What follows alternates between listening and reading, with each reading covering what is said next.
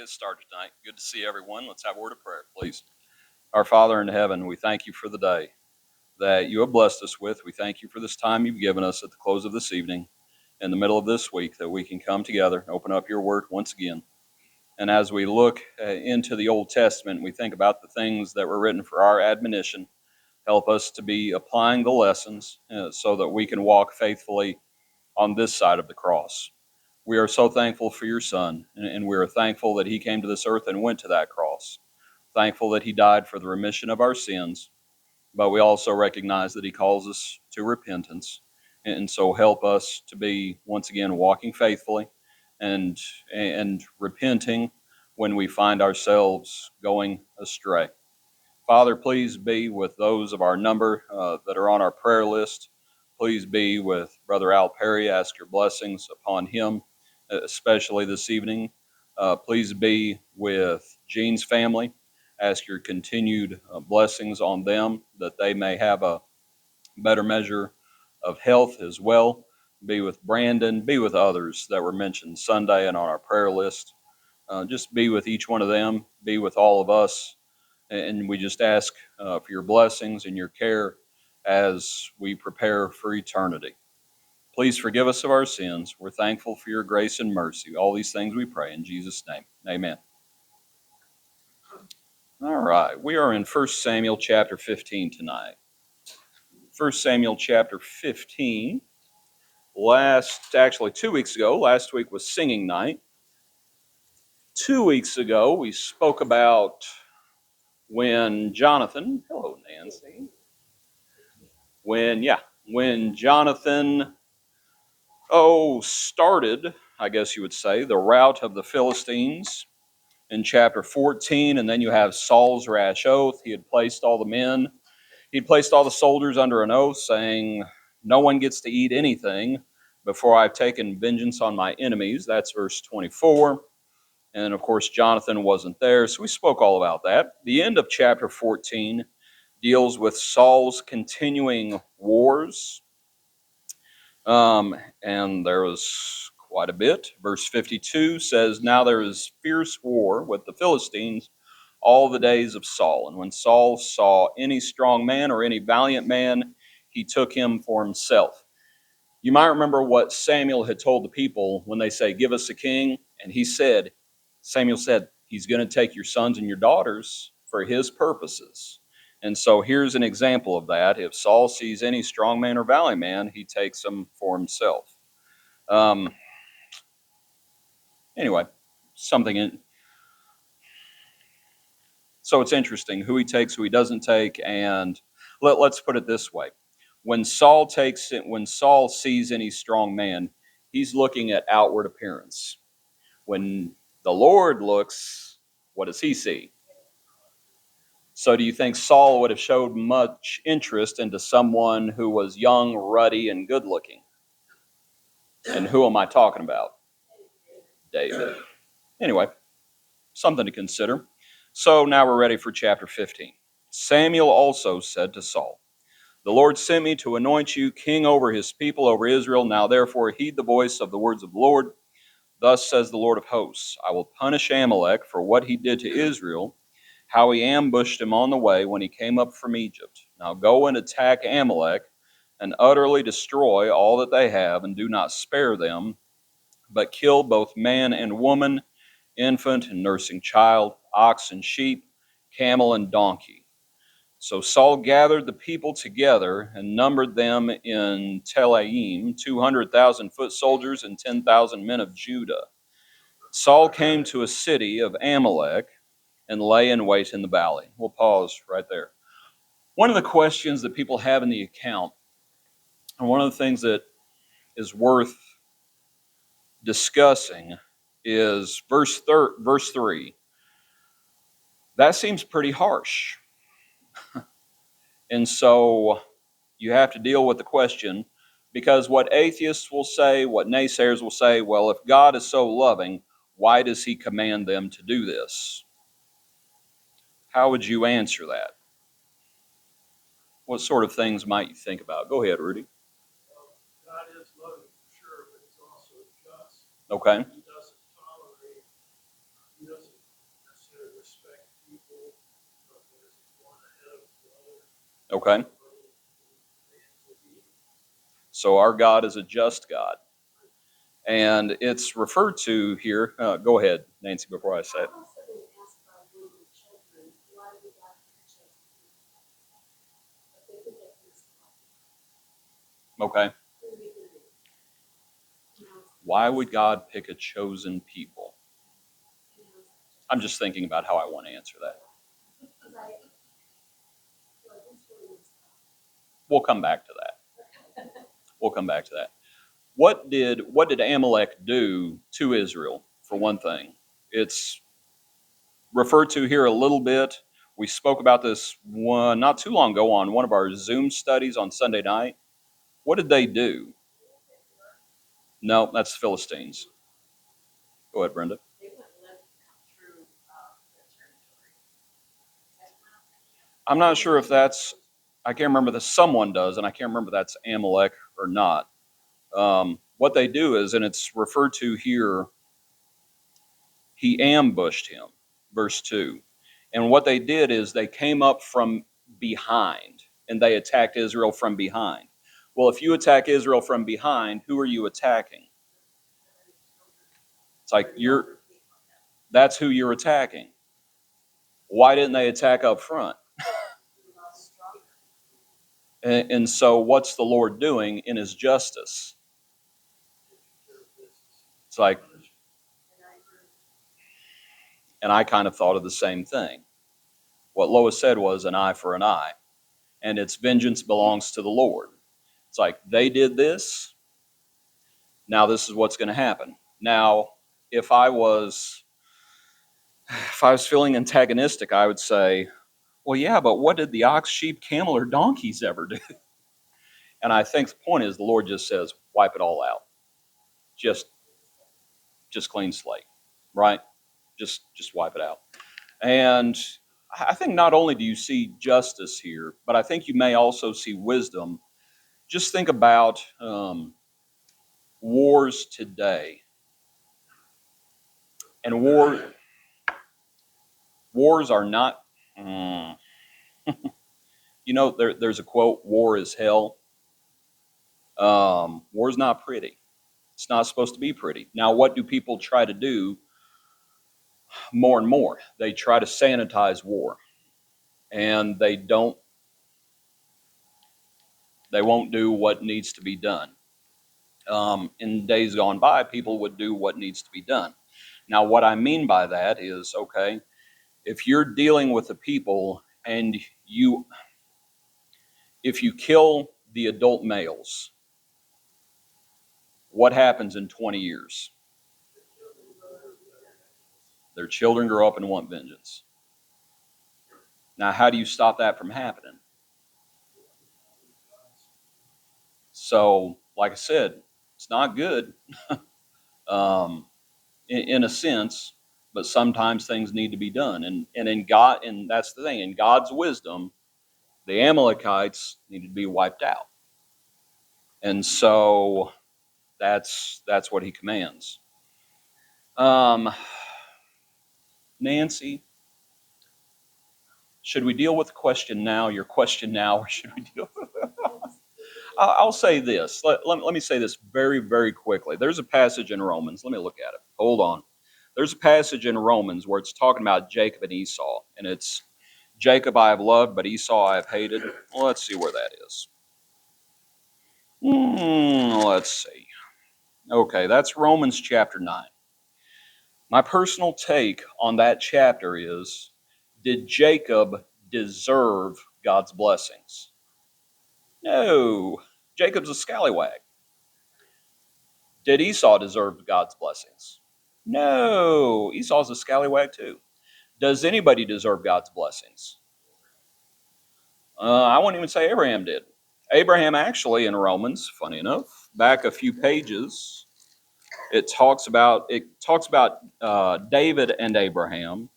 And so it says, if Abraham was justified by works, he has something to boast about, but not before God. For what does the scripture say? Abraham believed God, it was accounted to him for righteousness. Now to him who works, the wages are not counted as grace, but as debt. But to him who does not work, but believes on him who justifies the ungodly, his faith is counted for righteousness, just as David talks about. Blessed is the man who's forgiven. All that's to say this. The idea of God choosing someone. He was not choosing anyone based on what they had done. It is a display of God's grace. Okay? It is unmerited favor.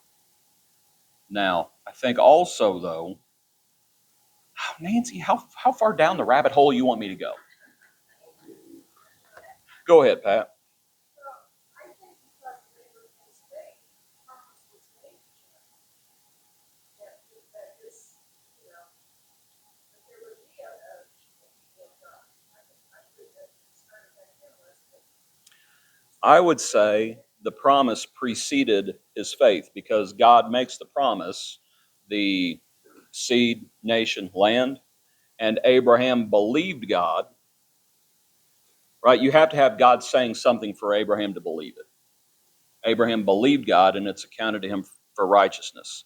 Now, through the whole thing with all of Israel, kind of a tangent, I know, but that's okay. What is the old law? It's a tutor to bring them to Christ. It's like God has these special people. That concept, you have those who follow God, and you have those who don't follow God. And you have this concept, and it's all pointing towards the new covenant. It's all pointing towards Jesus.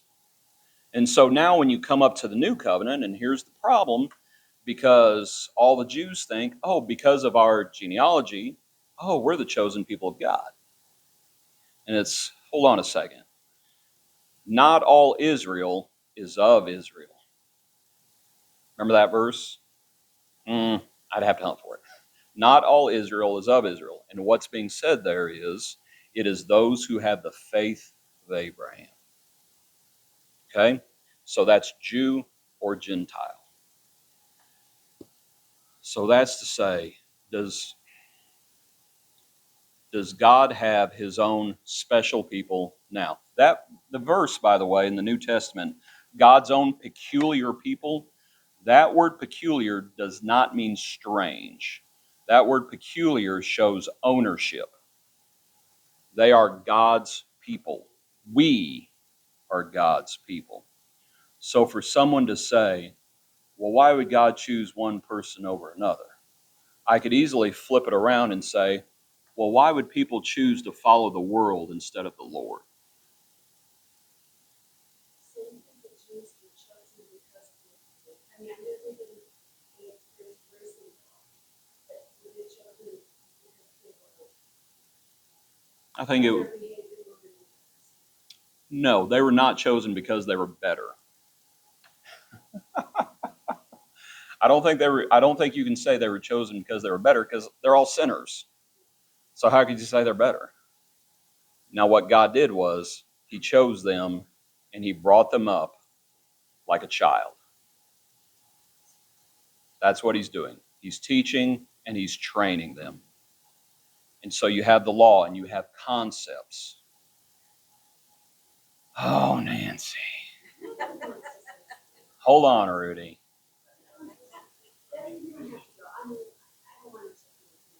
I'll just say one more thing. Come up to Hebrews before I I've already lost my thought.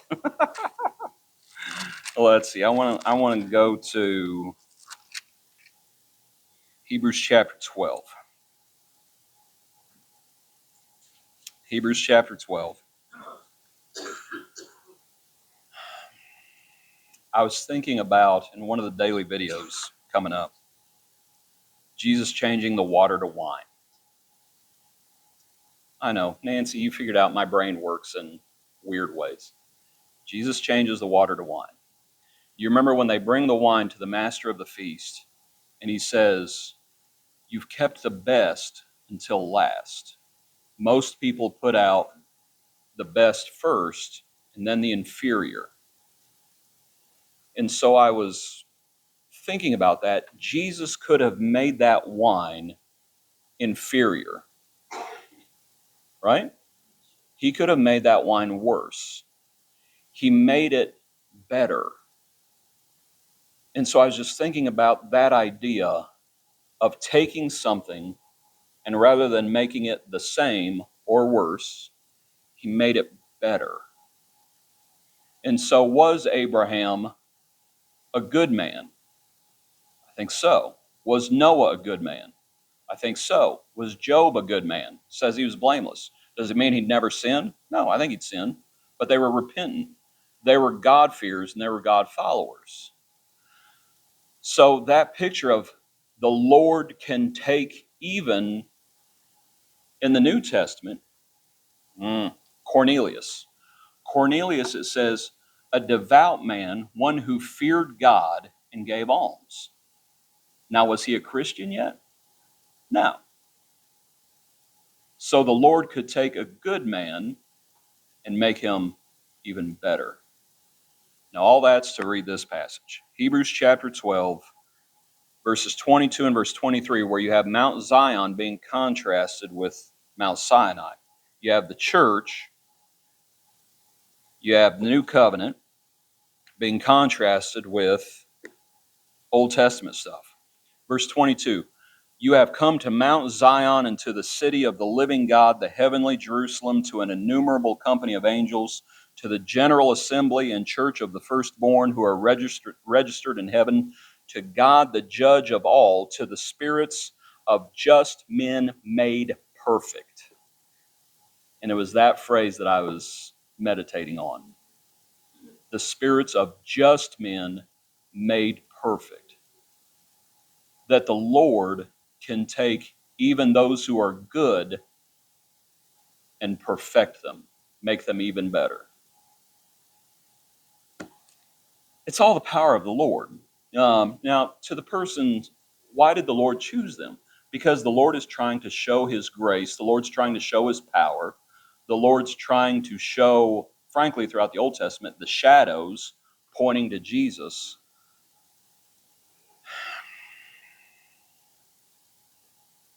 Also for that lineage, Christ. Sure, you have the lineage. You might also say the Lord, with, for example, Egypt. And God, the living God, says, I am going to judge their gods. And so for those who practiced idolatry, God reveals himself, and it's choose for yourself this day whom you're going to serve. I probably didn't even remotely answer your question. But I'll hold on, Rudy. But I'll say, let me say this too. Because frankly, it's a question from someone who may not have studied the Bible like they need to. And all those folks in Israel, the chosen people, and when they come back from spying out the promised land, and 10 of those spies say, can't do it. And God said, oh, well, shucks, boys and girls, they're the chosen people of God after all. I guess I'll just leave them alone. What does he do? They start dropping in the wilderness. When they despise the manna, what does God do? They start dropping then too. At Sinai, when Moses comes down with the tablets and they're playing the idol, what does God do? And so for this individual or these individuals to say, oh, well, God's treating them different. Now we're back to Rudy's point. Is God a respecter of persons? God holds them accountable, even as he holds Gentiles accountable. I might even argue he held the Jews more accountable. What advantage does the Jew have? Much in every way, for unto them was delivered the oracles of God. They should have known better. And when, now you get a whole sermon, I'm sorry. When Jonah goes to Nineveh, Gentiles, how does God treat the Ninevites when they repent? He's merciful. But they're not Jews. God's long-suffering, not willing that any should perish. So when the Ninevites repent, he's merciful. When the Jews don't repent, Okay, Rudy, what do you want to say? There's two scriptures that are working. I can't remember where the other first one is, but it's a scripture that talks about how different entities kind of always known about God through manifestation of nature. Romans 1. Yep. And then this, where I'm looking at the second point is in Exodus, as the Hebrews are making their way out of Egypt toward the promised land. And the Lord is going to dispossess all those people that are in the promised land because they're idolaters. And they're just, they don't follow him at all. I get a sense that they may have had an opportunity to be that chosen had they themselves turned to God and not followed. I will say anybody could be a proselyte, especially when the law comes in. So my point is that they could have been handed to anybody. It's just that the Hebrews were given it, were chosen at a particular time. They kind of reasoned with it, and then they fall away. But we have a historical. We have a historical account Yeah. of them. Nancy, I probably didn't even really deal with the question, but I will say this, like when they cross into the promised land, there's a point where God says, I'm not doing this because you deserve it. I'm remembering my covenant with Abraham, Isaac, and Jacob. And it's like they didn't deserve it. And so even the blessings they had, they didn't deserve those blessings. It's a portrayal of God's grace. Any more than God's people today deserve God's blessings. Like, no, that's not how this works. And for those who are blessed, and frankly, just look at the account. We're back to the account. Saul. Was Saul chosen to be king? And when it's all said and done, what happens? He's unchosen. And that's, in God's wisdom, that's right. Did he deserve it? Did he deserve to be chosen to be king? No, he didn't deserve it. When he's unrepentant, God deals with it. I'll have to think further on that. Okay, so the Lord, back to our account. So he wants Amalek wiped off the map. So Saul gathers the people together. Verse 6, they end up, go depart. They say to the Kenites, go depart, get down from among the Amalekites, lest I destroy you with them. I don't know if you remember who the Kenites are. Those are relatives or descendants of Jethro. Remember, Jethro is Moses' father-in-law. And so you had Jethro, you had someone when they are in the wilderness named Hobab, if I'm pronouncing that correctly. That comes into play in the account of who's the woman who did the tent peg? Jael. Jael was a Kenite. Her husband was a Kenite. Okay? So those people had settled down in that vicinity, and I think it's a good thing for Saul to go to them and say, because these were good people, these were not the Amalekites. And Saul said, trouble's coming, get out of Dodge. Right? That's effectively what he says. So the Kenites departed from among the Amalekites. Saul attacked the Amalekites from Havilah all the way to Shur, which is east of Egypt. He also took Agag, king of the Amalekites, alive and utterly destroyed all the people with the edge of the sword. But Saul and the people spared Agag and the best of the sheep, the oxen, the fatlings, the lambs, all those other things, all that was good, and were unwilling to utterly destroy them, but everything despised and worthless they utterly destroyed. The temptation from the handout, the temptation is to only obey God's commandments that are agreeable to us. It's like, okay, if it's worthless, what did they do? Destroy it. But if it's something they think is valuable, well, we're gonna hang on to that. And we know what's going to be said later on, that they said they were going to sacrifice it, stuff like that. But that was not what they were commanded to do. back to the handout, one may remove sins from their lives they find repugnant, such as adultery or murder, but other sins may remain. I'll just tell you, for example, myself, working in my later teens, working in my early 20s, worked around a lot of rough people. They drank all the time, drank like fishes.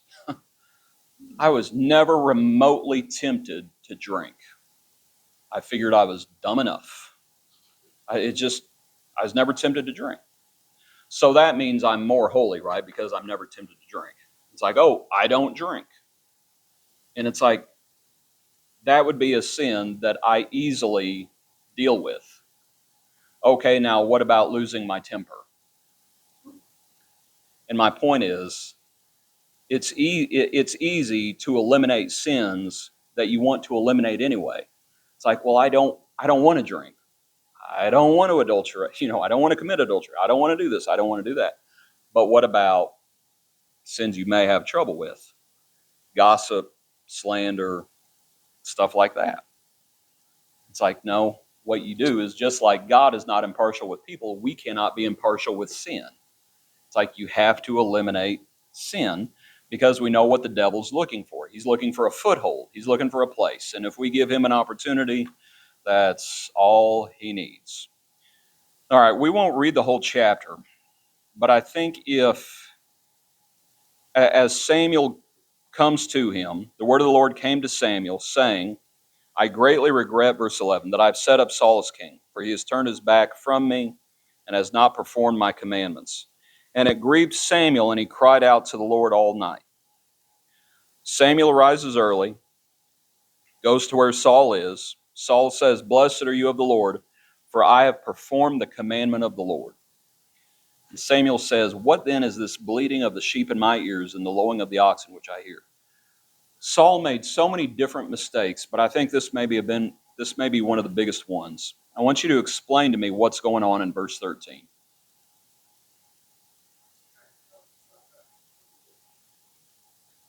What was the verb you used? He's trying to what? Trying to build his own ego up. Talks about he set up a monument for himself there in verse 12. Seems kind of crazy, but anyway. Anyone else have any thoughts? And what I'm specifically looking at is when he says, I have performed the commandment of the Lord. And he doubles down on it when he says, let's see. Verse 20. After Samuel confronts him, and Saul says to Samuel, verse 20, But I have obeyed the voice of the Lord, and gone on the mission which the Lord sent me, and brought back Agag, king of Amalek. I have utterly destroyed the Amalekites. Oh, he's an Amalekite. So my question is, what is going on in Saul's mind and heart for him to say, I have performed the commandment of the Lord. I have obeyed the voice of the Lord. He's deceiving himself because and that's my point. He's partially obeyed, but he is drinking his own Kool-Aid and he's deceiving himself. And so the application for us is, can we do the same thing? And so I want you to, what would it sound like? I mean, the Lord has not told us to kill the Amalekites. So how would we go down the same road? We're standing before the Lord at judgment. The Lord condemns us. Says, you did not obey. And we say, but we have obeyed. And the Lord says, what about this?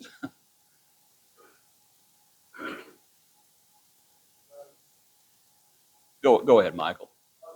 Beat him by half a second.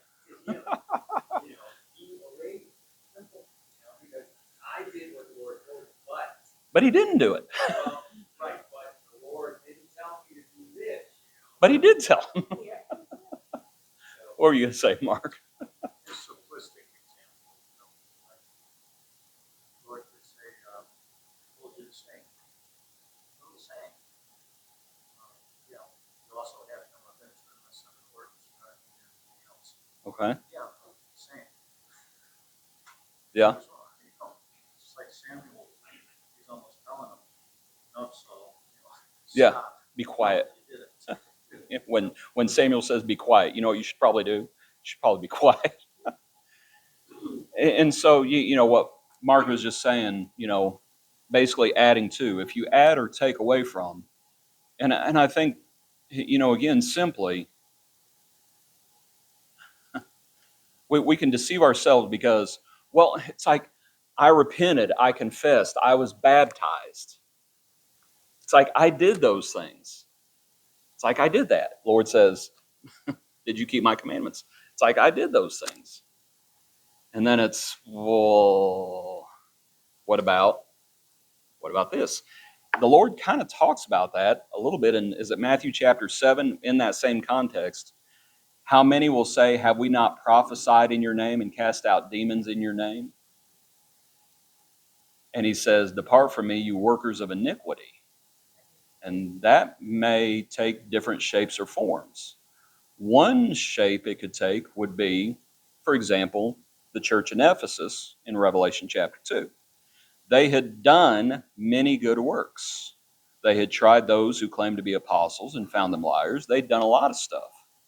But what were they leaving? They were leaving their first love. So could they not say, but I have obeyed? Like, you don't even love the Lord anymore. I guess the point I'm trying to make is we can very easily deceive ourselves into thinking we're faithful. And it's like, and it's just easy to, it's like, well, I come to church on Sunday morning. What more do you want from me? And it's like, well, I've done all this, somewhat to go back to the question that we were entertaining. It's like God's grace. We don't get to say, well, I've done everything you told me to do. Really? Really? You've done everything the Lord's told you to do? You've committed everything you've been told to commit, and you have not omitted anything you've been told to omit. And it's, I have performed the commandment of the Lord. It's just easy to deceive ourselves, I think, and to put on a front, to put on a facade, and say, oh, I'm a faithful Christian. And you just look at the most basic things. When Samuel shows up and Saul says, I've done everything the Lord told me to be, and what Samuel referred to. What is this? And it's like, dude, I can tell from what I'm hearing you're either intentionally lying or you're unintentionally deceiving yourselves, or however you want to put it. It's like, what is this bleating of the sheep I hear? Agag is still here. It's like, you're delusional. And we can easily delude ourselves. Pat, your hand was up a second ago.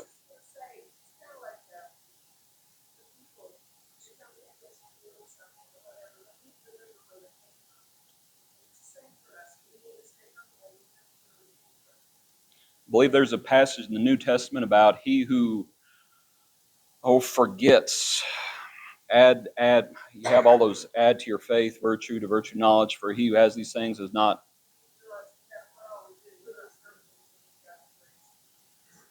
And go ahead, Nancy.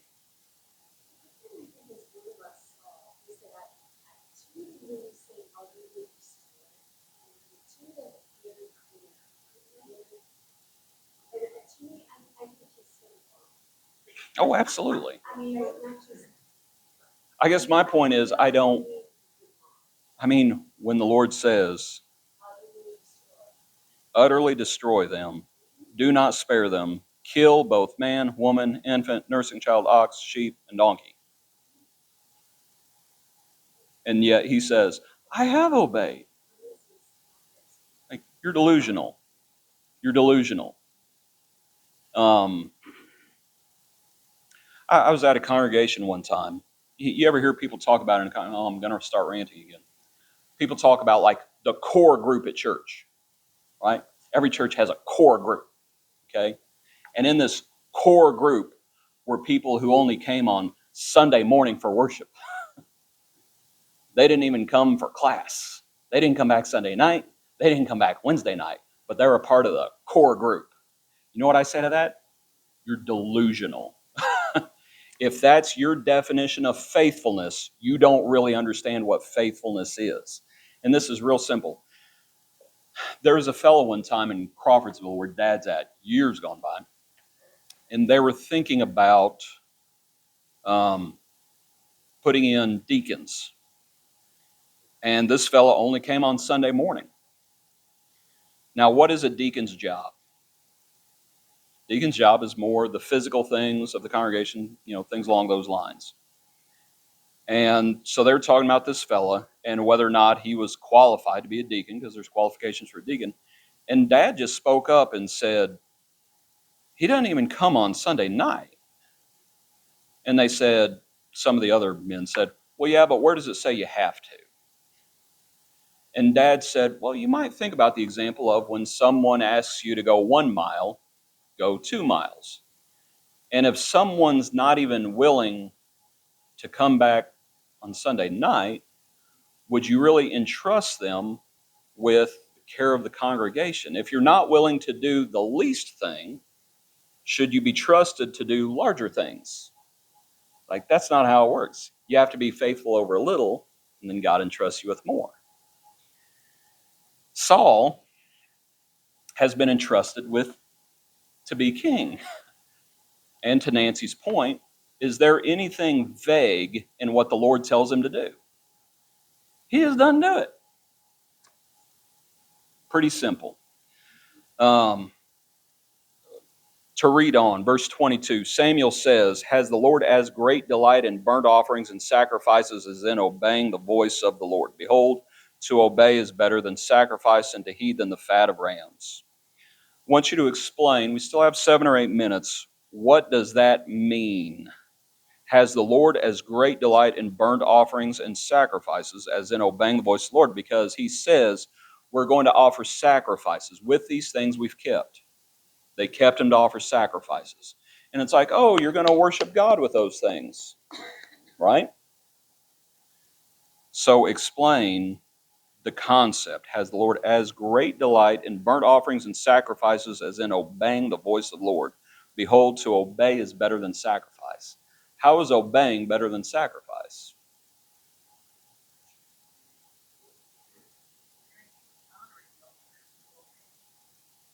Okay. Do what, Pat? If you obey, you haven't sinned.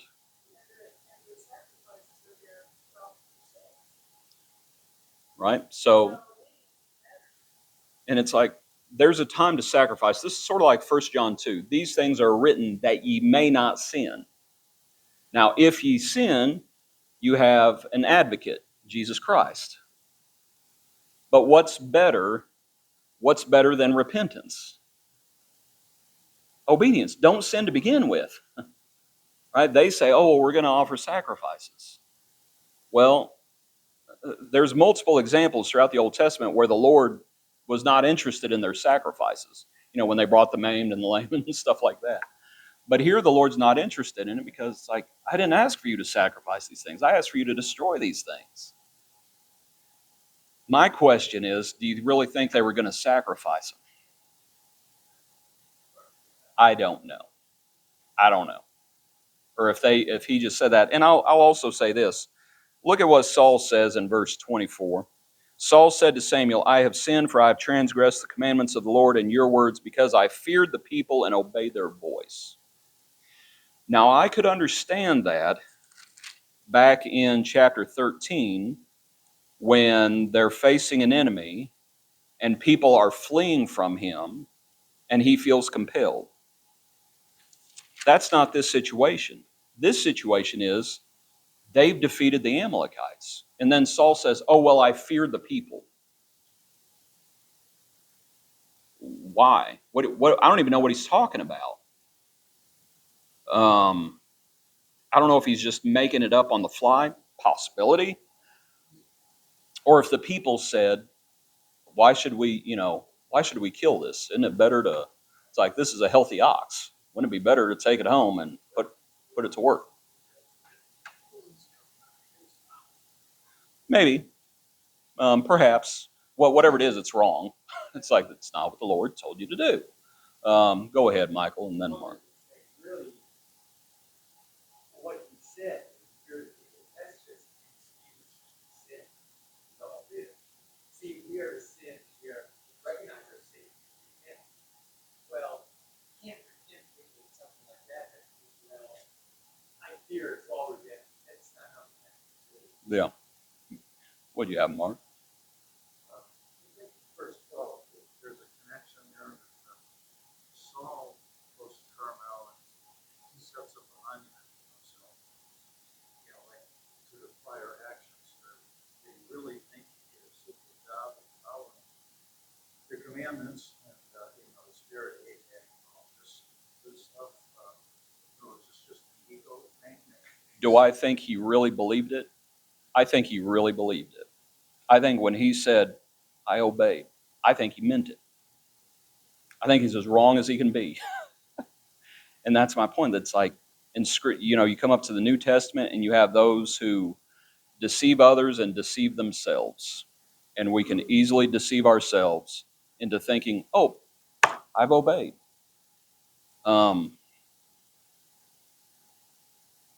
It's real easy to just do things outwardly. It's easy to just, okay, take a little bread, drink a little grape juice, call it a day, and to do it in a completely unworthy manner. And to think, oh, I've obeyed. It's just easy to do. It's easy to think that we're giving in a proper way by just throwing a $5 into the box. It's easy to say, oh, I've obeyed. It's just easy to deceive ourselves. I think he believed it. As wrong as he can be. Go ahead, Nancy.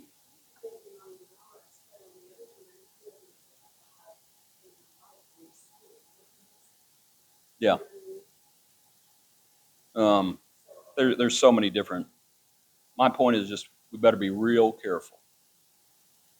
And we can easily think that we're being faithful. And the Lord's like, you're out of your mind. Just as much as Saul's out of his mind. Saul's not the only one, by the way, who's out of his mind. Goes on, Samuel says, to look at that last little bit. Samuel tells him the Lord's rejected him from being king over Israel, verse 26. Samuel turns around to go away. Saul seized the edge of his robe and it tore. Samuel said to him, the Lord has torn the kingdom of Israel from you today and has given it to a neighbor of yours who's better than you. And also the strength of Israel will not lie nor relent, for he is not a man that he should relent. Then he, that be Saul, said, I have sinned, yet honor me now, please, before the elders of my people and before Israel, and return with me, that I may worship the Lord your God. I don't know how you feel about all that, but interesting. Samuel turned back after Saul, and Saul worshiped the Lord. Then Samuel says, bring Agag, king of the Amalekites. And Agag comes to him cautiously, and Agag says, surely the bitterness of death is past. So here's the second person who's delusional.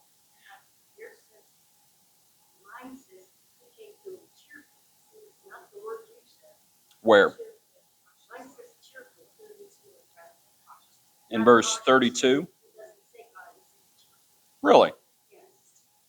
Interesting. Well, what does yours say at the end of verse 32? Is it still surely the bitterness of death is past? Something along those lines? So what is Agag thinking?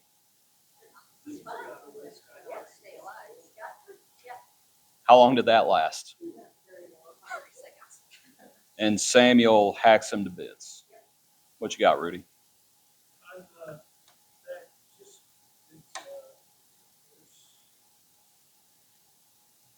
I think it says in verse 30. Saul was asked Samuel, make me, honor me, before the elders of my people. Yep. Go back to me, let me worship the Yep. Or our. Yep. Or my God. It's like, this guy doesn't know which side of the correct one. Seems like he says the same thing somewhere else in the account. And it's like, really? Will you honor me? Now, how strongly should we feel about sin in our lives? What do they do with Agag? It's like you hack it to bits. You let Agag remain, and that, again, it's like the Lord wants us to destroy sin. That's what the Lord wants. Like, do not let sin remain. And so if sin remains, we are not obeying the Lord. And guess what everybody always asks? Even if it's just one sin, Especially, even if it's just Agag, even if who's it's the one that ends up hacking Agag? Samuel. Isn't Saul? No, it's Samuel. Samuel went, and then verse 35, Samuel went no more to see Saul until the day of his death. Nevertheless, Samuel mourned for Saul, and the Lord regretted that he made Saul king over Israel. We'll talk about the Lord regretting there in verse 35 because it's the same word. You can think about this for next week. Up in verse 29, when Samuel says, also the strength of Israel will not lie nor relent.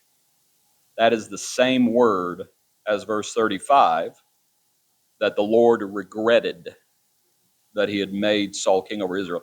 If you got a King James, that may be one of the places where it may, I can't remember if it uses the word repent or not, but it may be one of the places. So we'll talk about, well, does the Lord relent or not? We'll talk about that next week. But Agag is just in pieces over here. So we'll do the questions next week and then get on into the next lesson.